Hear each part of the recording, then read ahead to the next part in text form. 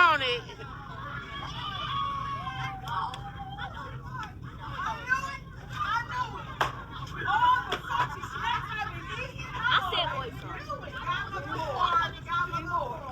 There you go.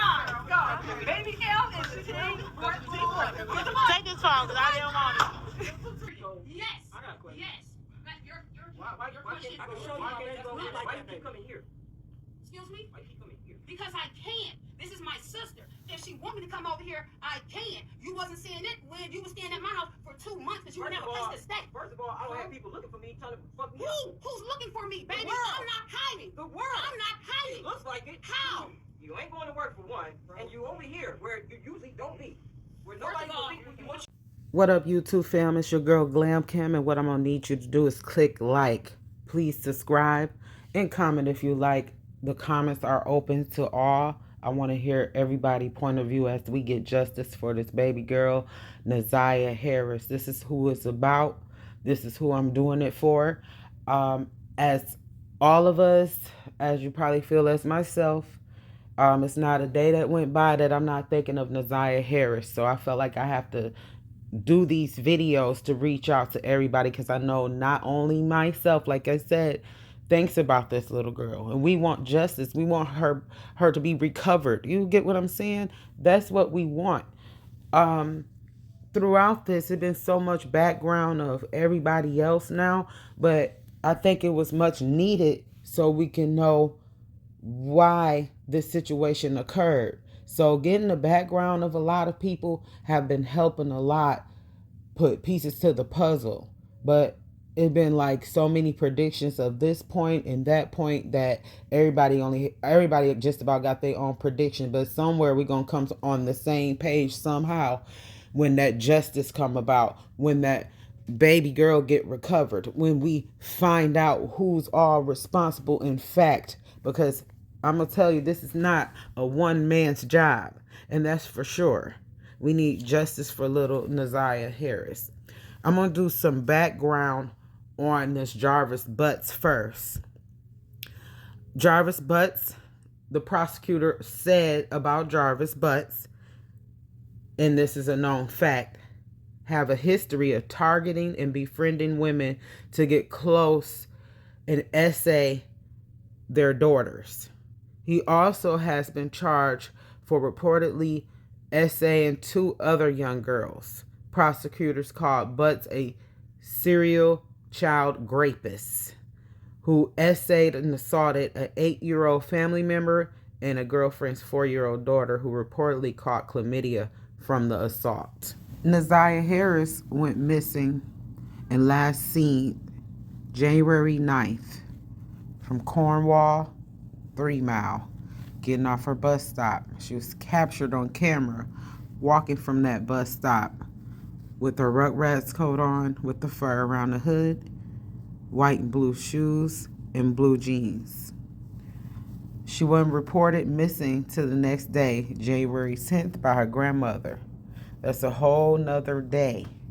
So this child went missing a whole day, January 9th.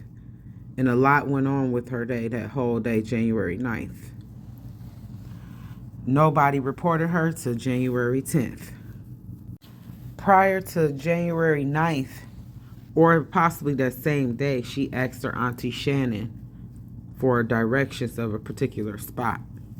We don't know if that automatically grew suspicion to Shannon, as she already knew things was occurring before anyway.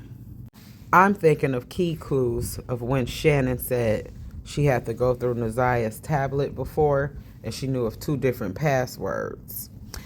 And when she had to go through Naziyah's tablet that time, that's before a detective had to come pick the tablet up.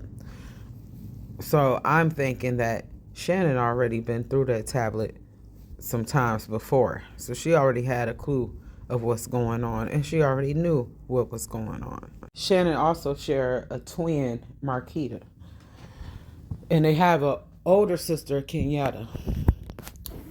I don't know how many other brothers it is, but they do have brothers named Chris as well. Kenyatta is Naziyah's mother, And Annette Harris is their mother, all of their mothers. Annette Harris is the grandmother of Naziyah, who adopted her when Kenyatta had like a drug problem. Naziyah also have a big brother named Vari. So the grandmother, I'm assuming, adopted Vari as well, because she adopted Naziyah. I'm not sure if she adopted Vari. The reason why I'm saying that is because Vari ended up running away. Also, Kenyatta ran away before too, which is Naziyah's mother. So this family come from a background of runaways, and a lot of people was trying to leave this grandmother, Annette Harris. And as this story unfold, it seemed like little Naziyah was also trying to leave as well, which leave Shannon and her twin sister of more of Annette's favorite, if you get what I'm saying, because they're the ones that always move back in with Annette. They're the ones that will move out and move boyfriends in. We already done found out that Marquita had a boyfriend that moved in with her at Annette's house before. Marquita have 2 children, and I guess they were saving up so they can leave and get their own spot, Marquita and her boyfriend. So that boyfriend got a chance to see and witness some things around Annette's house that's been going on. So we'll get into that later. Naziyah Harris is a beautiful little girl. Shannon stated during a preliminary hearing that Jarvis Butts knew of Naziyah since 2 years old. So he's known of this family having children in the home for the longest. He known that Annette did not care what went on in her household. Shannon and Annette was very aware that Jarvis had those charges against him and that he's known for SAing children. I'm sure by being like a community, a lot of people probably knew of his background, so he got a way of swaying them with his looks. Shannon is a very insecure woman. She holds a lot of insecurities, and I'm sure how much she's obsessed with Jarvis. She know a lot of his business. She know a lot of who his baby mothers are. She know who he's calling, who he's around. She could pick up clues when he's not interested in him, because she's so obsessed with him. She has so many children with him, and possibly a possible child that she had at a much younger age that she don't include in her 5 when she tell everybody she got 5, she got possibly 6. And you guys can look into that a little more deeper too. The whole family have a history of essaying and grooming in the family, from granddads, from ex-husbands, from uncles, from Miss Annette Harris having a child at 11 years old, from her kids getting essayed. Like, the whole household is so used to grooming activities that when Jarvis came along, everything seemed much normal to them. They know they heard of that man background. They know they've heard what he's done to other children. But you know what? They overlooked it because it's been in their family for so long that they was like, oh, he don't do them. That was a lie. He said they lied on him. No. Now, Naziyah big brother Vari, he went live at some point, and he said, like, he had to leave the home. He was trying to protect his grandma, but he was like, so much is going on that we don't know about. So basically, it's so much stuff that goes on in that home that people have to run away to save their life.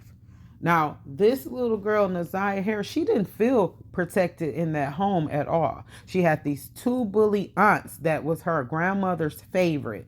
Now, by the grandmother not liking Naziyah mom, and she stated that at the hearing, I don't deal with my daughter. Now, that's something you don't say. Now, your daughter got these issues that's going on, but you telling everyone in the world that you don't deal with her, basically like she's a disgrace. So that means at some points they're going to look down on Kenyatta's children. You get what I'm saying? From her little sister Shannon and Marquita to the mom. When they feel like they're on bad terms with the children, they're going to look down on that child due to who her mother is. That grandmother Annette sat on that stand and act like she could not identify Jarvis in that courtroom till she claimed she needed a daughter to bring her glasses. She did not have a bit of remorse, neither did Shannon when they was on that stand. They did not have a remorse. They didn't have a remorse for Naziyah on January 9th. And we all know that normal homes, we would have been out there searching all night and day and losing our mind looking for our child. It wouldn't have been no type of peace. And we know that this is all a ring of all of them, from Shannon, from Annette, to King, to Jarvis. We know Jarvis is top-notch serial rapist. Okay, we know that. We know that Naziyah was looking for love and affection, and she ended up finding it into a predator. This was a 42-year-old man grooming a 13-year-old, well, 12. 11 and 12 started very young because, mind you, they was having the little girls go up to the shop to clean. And we all know that a auto shop is dirty. It's the filthiest, nastiest place. And there's a lot of grown men up in there that can be cleaning up that place rather than gentle, delicate little girls, because they've been groomed and touched before. So they didn't care about Naziyah. See, it was fine when they was auctioning her off. But when her predator ended up like falling in love with her and she fell in love with the predator, that's when it messed Shannon up right there, because she was like, okay, she auctions off her niece to please Jarvis because he got to have his fix. We see from the text messages that was so disturbing when we seen that little Naziyah was asking Jarvis, can you please go upstairs to please Shannon because she got an attitude. And he was like, I don't want to go please her. I want to please you. And there was points where little Naziyah was asking Jarvis, do you like skinny girls? And then all of a sudden, Shannon started losing weight. Like, I don't know if she went and got a surgery or what, but she went and started losing weight because something was going on to the point he liked it little people. You get what I'm saying? And it was bothering her that she seen that so much. She knew the sneaking was going around when they said Naziyah was going outside.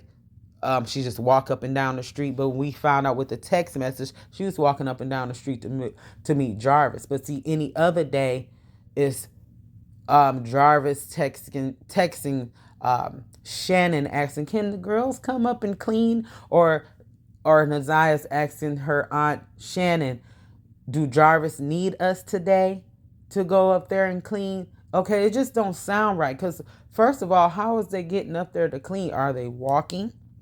Or somebody coming to pick them up, which is Jarvis or King? Or is Shannon and the grandma taking them up to the shop? See, them are the type of questions I have. And see, King, he knew about these kids at the shop too. So ain't no telling what else he seen and participate in, to the point that Marquita's daughter, 9-year-old daughter, had to testify that she seen her cousin getting SA'd by Jarvis with him full unclothed and the girl on him. You get what I'm saying? The little girl. And made passes at the 9-year-old. So now we're like, what about his daughter by Shannon?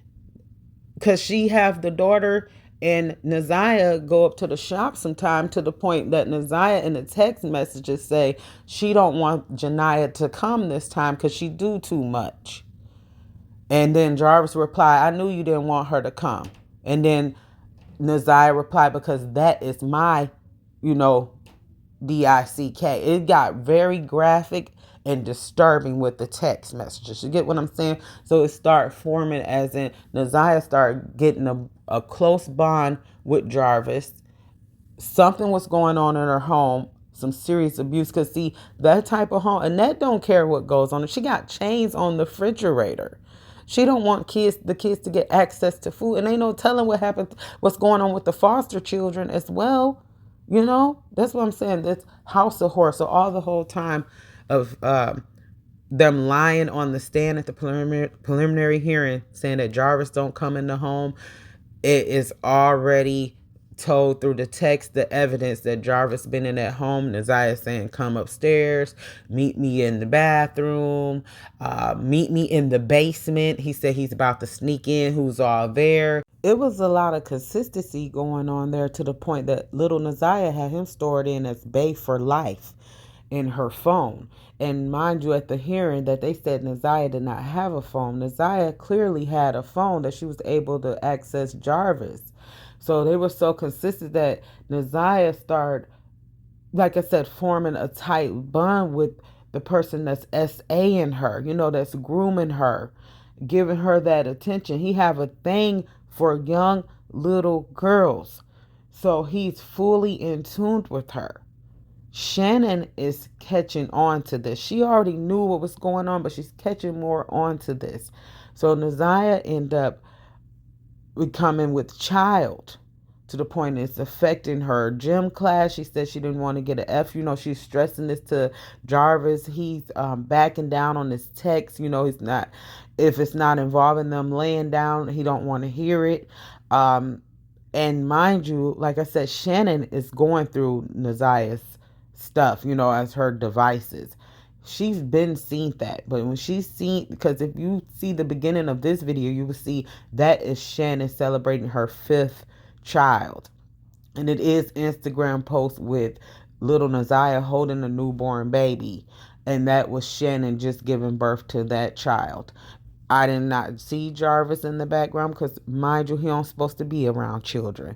So that's why when Annette got on that stand saying that he don't come in, the kids, they all be like, the kids go outside to him. He don't be in here, because she's trying to protect the foster kids she got in the home, and also Shannon children, because he don't supposed to be in contact with any of those kids. So she's trying to protect the income she's getting and everything. They didn't care about Naziyah, but when Shannon found out about the pregnancy, and it seemed like Jarvis did not want to terminate the pregnancy or get little Naziyah the plan B she was requesting, he was basically wanting her to have that child. You get what I'm saying? So that is the crazy part. Shannon found out about that, and that's what tick bombed her. See, it should have tick bombed her for not even involving herself with the essayer and allowing him to come into the home, because that's why we're at this point right now. This little girl body is not recovered. So this is like not a one person thing. You get what I'm saying? Because at that hearing, Jarvis was sitting there with a mask on, doodling on the notepad, because he know deep down, he know he is not the only one. He is protecting Shannon and Annette. Annette did not report that baby missing to the next day, which was the 10th, which gave them enough time to get everything done. They tried to play that game as, oh, she's fast, she's out effing, and she's out with, because some friends said that. That's what Shannon said, because Shannon's not the person that you see on that stand. That was all orchestrated through Annette, because she have a long history of getting SA'd at 11, having a child at 11, they say. I don't know if from a family member or not. So to them, this is like completely normal House of Horrors. That child should have been protected. We know normal households, we're going to know the ins and out of our kids. We're going to know what's in their devices, who they're hanging around. They're not allowed. We're going to know predators are not allowed in the home. You get what I'm saying? So I have to keep saying that, because it's more to this. Because we know the night that Jarvis took, see, he already knows. See, Shannon already possibly talked to Jarvis and found out, when she found out that Naziyah was pregnant, all that type of stuff. And she's like, something got to be done about this, or I'm going to do this, or I'm going to get it done. So Jarvis, on the 9th, even though him and Naziyah supposed to link up, because Naziyah said, I need what I need, he took his time to pre-think on that. Like, he knew that Shannon was on him tough about that. And Naziyah spent the whole day after school with Jarvis, which gives Shannon enough time to go through tablets or anything of Naziyah's, since Naziyah wasn't home.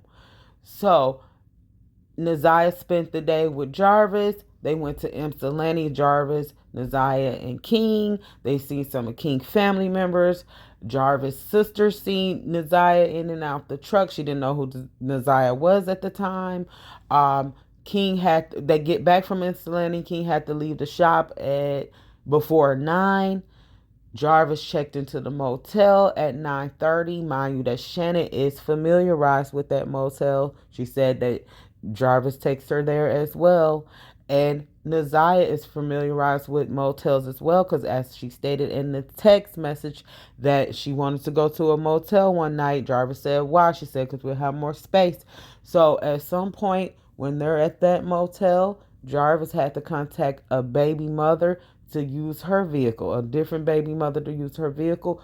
We don't know if he got that vehicle to throw off Shannon. We don't know if he got that vehicle because he harmed Naziyah and had to transport her. Somehow Naziyah glasses was in the back seat of that woman's vehicle. The front end left part of that woman's vehicle was damaged, so we don't know if Shannon came up to the motel and chased Jarvis down while little Naziyah is in the vehicle and he ended up damaging it. It's so many possible predictions of the situation. All we know that is grandma, she knew all of this was going on because she wanted to protect one of her favorites, which is Shannon. She's like, Shannon, little Naziyah can't mess up our home. We got the kids here. We had a predator all up through here. I get checks from the foster children. We have to take her out some way. And I don't mean to say this in the most saddest, violent way, but it was all a part of a ring orchestrated situation to the point Jarvis knows so much, but he had to protect his children. He don't protect no children at all, but he wanted to do this for Annette or Shannon for thanking them for all the times they let him essay the children in their household, which makes it a house of horror. So he sat there at the hearing with the mask on and doodling in the notebook while everybody played a swindling game. Mind you, King, he's a felon and he's have so many charges behind him. He's a part of it too. He's 6'1" with this little girl. He just, oh my God, it's so disturbing. But see, at the end of the day, Shannon has a hand, the grandmother has a hand, and Jarvis, he has a lot of hand, but he might be so scared of them to the point he's like, let me do what I have to do or help you cover this all up. So we can't even recover this little girl's body until somebody speaks up. Okay, so back to the 7 Mile and Roxy thing with Marquita. So Shannon been hiding out at Marquita house. Mind you, they can't go to work anymore. They're just sabotaged. We just all on them because we want justice for this child. So we're not letting them get the proper rest till they let us know where Naziyah at. So Marquita, boyfriend that used to stay at Annette's home with her, Marquita, he's not on good terms with Jarvis. He said he always had a bad feeling about Jarvis, and he said Annette is not a good mother and a grandmother at all. So he's been nervous because the two twins, Shannon and Marquita, been all up through the apartment whispering up all types of nights, just acting so strange and he can't take it anymore. He don't feel safe anymore to the point that those twins are so disturbed and distracted to the point that even Jarvis is possibly intimidated by all of them as well too, when they forced him to do his duty and help cover up getting rid of baby Naziyah because Annette didn't want her messing up their home. If they can make it seem like she's just this fast girl that's out here, we can't keep up with her. See, that's the cover up. They didn't say that at the hearing, but that's the word on the street. See, at the hearing, they just had to say, oh, she's just missing. But Jarvis don't come around the house, but they knew at the end of the day, they knew Shannon was like, Mom, look, Jarvis and Naziyah's taking this a little too far. Naziyah's with child now. We can't have this. That day, when Naziyah and Jarvis was going to link up, or they did, Shannon was prepared like, this is the moment, Mom. And we have to have this done. And that make it the hood of horrors because this is going to unfold right in front of our eyes. And we need the justice for little Naziyah. Somebody is going to break at some point and something has have to be said. So Roxy, she is the cousin of Naziyah. she wasn't staying in Detroit at one point. So she ended up moving back to Detroit to look into this. Mind you, this took place in 2024. So her and 7 Mile, which is a man named Mark D, this year of 2025, about a few days ago, they decided to go over Marquita's house because, mind you, Marquita's boyfriend decided to go live and do a podcast with someone and display of what's going on at the home because he know it's getting real heated and he's probably already overheard some things, so he's trying to protect himself right now. He don't feel quite safe. So Roxy, the cousin of Naziyah, and Mark D 7 Mile, they decided to go to Marquita's home, and as they stated, you know, Roxy been so heated for the longest, but as they stated, they wanted to get down to the bottom, down to the point. So as they go into the home and stuff, Mark D, you know, he approached Shannon, hey, tell us where Naziyah, and then Shannon start, you know, getting very combative, as you can see in the beginning of the video. That's some of the parts. Roxy just kind of sat back and not really say much, you know.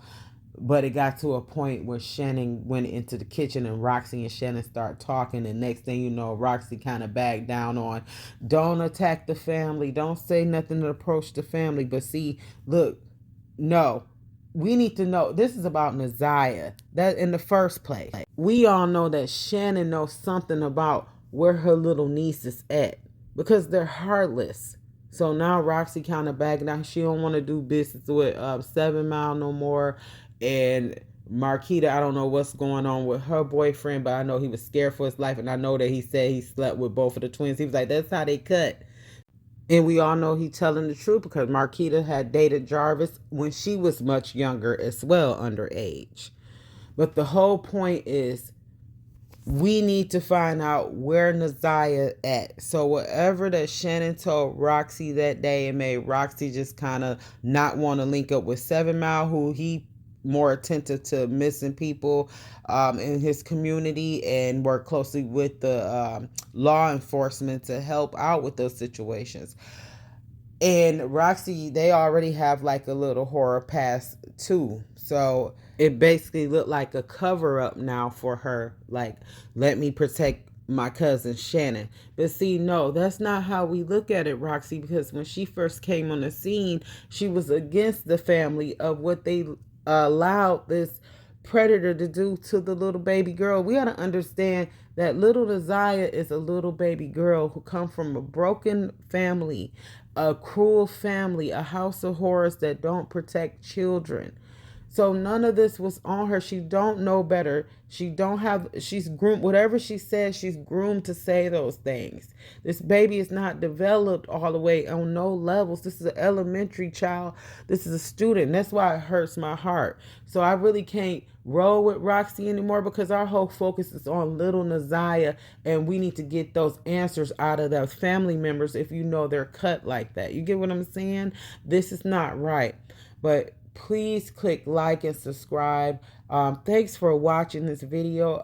This was hard for me to do. It took some time for me to want to do this because I didn't want to ramble because it hurts so much, and I don't want to feel like it's just you know, just taking the focus off finding Naziyah and getting that justice for her. But I have to just let you guys know how this the house of horror and how that auntie have so much to do with it, and how the grandma is help covering up, because it don't add up when you think about it to report a child to the 10th.